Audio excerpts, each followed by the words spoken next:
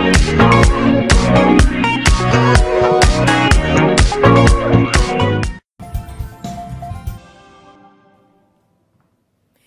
24 বিনোদনে সবাইকে স্বাগত।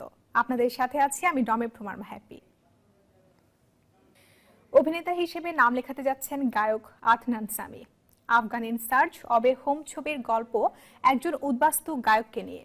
ছবির গল্পের সঙ্গে আদনান সামির জীবনের গল্পের মিল রয়েছে বলেও খবর পাওয়া যাচ্ছে। ঈদের আমেজ কাটেনি এখনো। আজ ছুটির দিন হওয়ায় রাজধানীর সিনেমা হলগুলোয় দর্শকদের ভিড় একটু বেশি। এই মুহূর্তে শ্যামলের একটি সিনেমা হলে আছেন সহকর্মী ফাতেমা কাউসার। সরাসরি যোগ দিচ্ছেন তিনি। ফাতেমা, ছুটির দিনে সিনেমা প্রেমীদের ভিড় কেমন দেখছেন? আসলে এই ঈদের পরপরই সবগুলো সিনেমা হলেই মানুষের উপচে পড়া ভিড়। আপনি বুঝতে পারছেন যে এত একদম দুপুর থেকে যখন শোগুলো শুরু হয় তারপর একদম রাত অবধি কিন্তু মানুষ পরিবার পরিজন বন্ধু বান্ধব নিয়ে এসে এখানে সিনেমা দেখেন।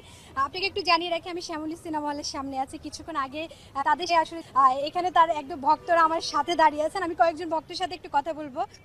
আপনার কাছে একটু জানতে চাই, কিছুক্ষণ আগে আপনাদের প্রিয় নায়ক বের হয়ে গেল, কেমন লাগছে?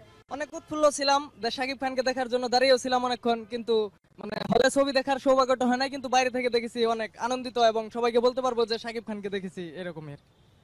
আরেকজনের সাথে একটু কথা বলতে চাই। কিছুক্ষণ আগে সুপারস্টার এসেছে, আপনাদের সাথে মুভি দেখেছে, কেমন লাগছে? খুব ভালো লাগছে, কিন্তু কথা বলতে পারলে খুব ভালো লাগতো। এতটুকু আফসোস রয়ে গেল যে কথা বলতে পারলে একটু নিজেকে ভালো মনে করতাম আর কি, সুন্দর লাগতো। আসলেই তাই, কিন্তু আসলে যেহেতু তিনি সুপারস্টার, সবার আসলে একসাথে কথা বলা সম্ভব নয়। তো সবকিছু মিলিয়ে আসলে যারা তার সাথে একসাথে বসে হলে ছবি দেখেছেন তারা কিন্তু আসলে ওদের চেয়ে একটু বেশি ভাগ্যবান, এক্সাইটেড। কিন্তু যারা বাইরে থেকে দেখেছেন তাদের খুবই আক্ষেপ যে তারা দেখতে পারেনি। সবকিছু মিলিয়ে ঈদের আসলে সিনেমা হলগুলোতে এভাবেই আসলে মানুষের উপচে পড়া ভিড়। তো এই ছিল এখান থেকে আমাদের সর্বশেষ। ফাতেমা, আপনাকে ধন্যবাদ। দর্শক, বসুন্ধরা স্টার সিনেপ্লেক্স থেকে যোগ দিয়েছিলেন সহকর্মী ফাতেমা কাউসার। নিউজ 24 বিনোদনে নিচ্ছি ছোট্ট একটা বিরতি, ফিরছি একটু পরেই, সঙ্গে থাকুন।